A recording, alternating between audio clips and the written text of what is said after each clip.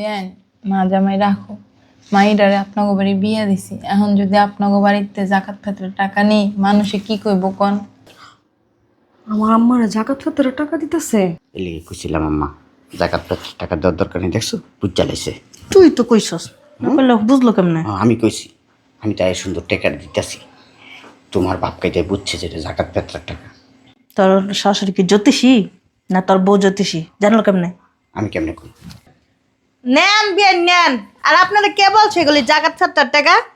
আমি কেনাকাটার থেকে একটু একটু বাঁচাইয়া সেই টাকাটা আপনাকে দিছি। বেআইন জামাই তুমি কথা বললো না, আমি বুড়া হইতে পারি কিন্তু কানে কম শুনি না। আমি আপনাদের রুমের পাশ থেকে ওয়াশরুমে যাওয়া দিছিলাম, তখনই শুনছি আপনার। কান পাইতে শুনছে তোর শাশুড়ি, বুঝছাস?